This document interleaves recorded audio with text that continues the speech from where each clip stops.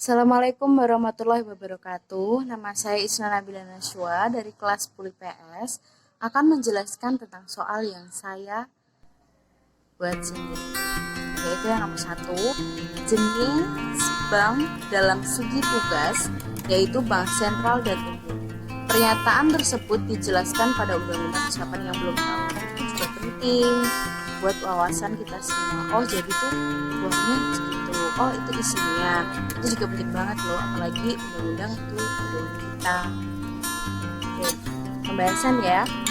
Undang-Undang Republik Indonesia nomor 7 tahun 1992 tentang perbankan dikeluarkan pada tanggal 25 Maret 1992. Berlaku sejak 25 Maret 1992. Sejak itu juga ya.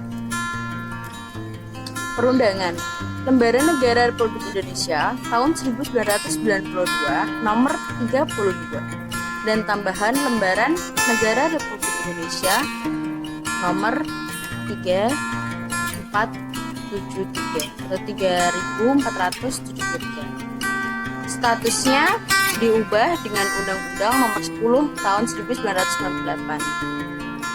Lampirannya UUD Nomor 7 Tahun 1992 tentang perbankan. Terus asas, fungsi, dan tujuannya apa sih? Oke, yang pertama, perbankan Indonesia dalam melaksanakan usahanya berasaskan demokrasi ekonomi dengan menggunakan prinsip kehati-hatian. Jadi sangat berhati-hati. Terus yang kedua, fungsi utama perbankan Indonesia adalah sebagai penghimpun atau penyalur dana masyarakat. Itu fungsi utama dari perbankan Indonesia ya. Terus yang ketiga, perbankan Indonesia bertujuan menunjang pelaksanaan pembangunan nasional dalam rangka meningkatkan pemerataan pertumbuhan ekonomi dan stabilitas nasional ke arah peningkatan kesejahteraan rakyat banyak. Itu yang ketiga.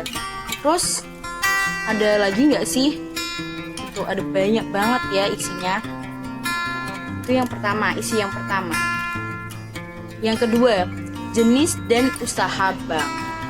Jenis bank adalah bank umum dan bank perkreditan rakyat. Yang kedua, undang-undang ini mengatur mengenai usaha dan yang diperbolehkan bagi bank umum dan dari BPR. Usaha BPR lebih terbatas dibandingkan dengan usaha bank umum.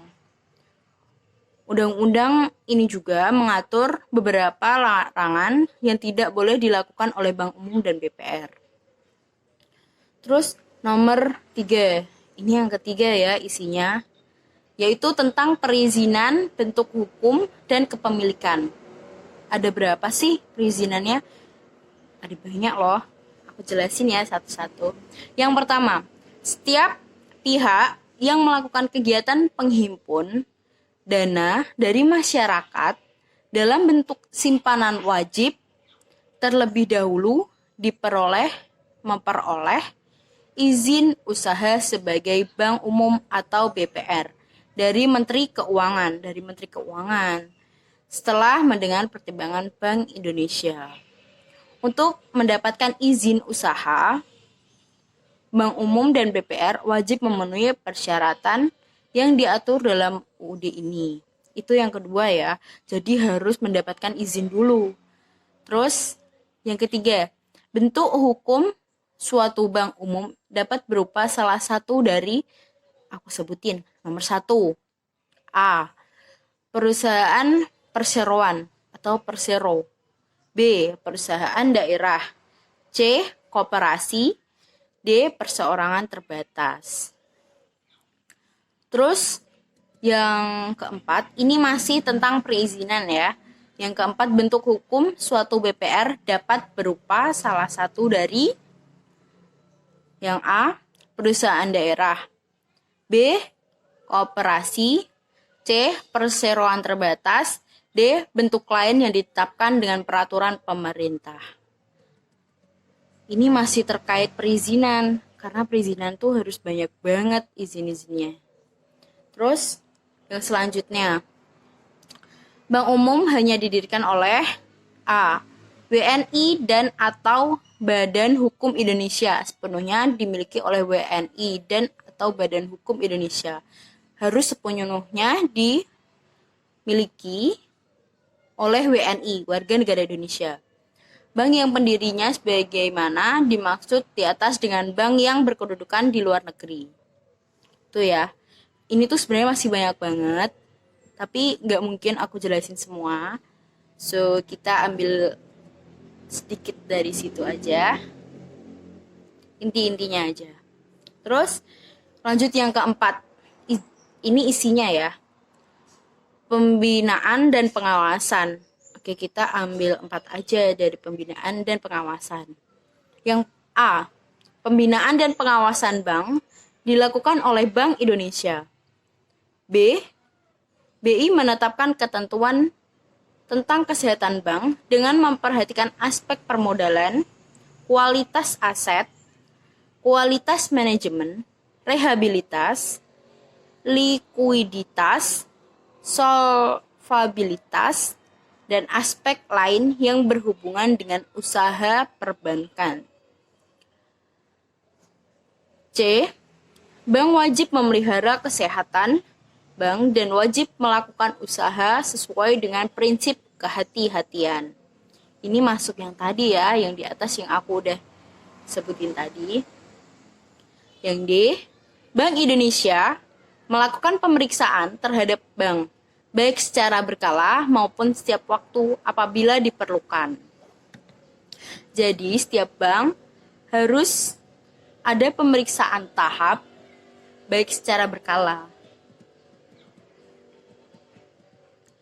Terus yang kelima isinya dari UUD tersebut, Dewan Komisaris Direksi dan Ketenagaan Asing. Ini ada 3 isinya, yaitu A. Pengangkatan keanggotaan Dewan Komisaris dan Direksi Bank. Wajib memenuhi ketentuan sebagaimana diatur dalam undang-undang ini. B. Perubahan keanggotaan Dewan Komisaris dan Direksi Bank wajib dilaporkan kepada BI. BI itu apa sih? BI itu singkatannya dari Bank Indonesia. Jadi kalau aku bilang BI, kalian jangan bingung. Terus C, dalam menjalankan kegiatannya, bank dapat menggunakan tenaga asing. Itu ya, untuk Dewan Komisaris Direksi. Terus, ada lagi isinya. Yang keenam, rahasia bank. Bank dilarang memberikan keterangan yang tercatat pada bank tentang keadaan keuangan dan hal-hal lain dari nasabahnya, yang wajib dirahasiakan oleh bank menurut kelaziman dalam dunia perbankan, kecuali dalam hal sebagaimana diatur dalam UU ini ya, UUD ini. Terus yang ketujuh, last, terakhir, isi dari UUD tersebut, yaitu tentang ketentuan pidana dan sanksi administratif. UUD ini juga mengatur ketentuan pidana dan sanksi administratif bagi siapapun yang melakukan pelanggaran terhadap ketentuan yang diatur dalam UUD ini.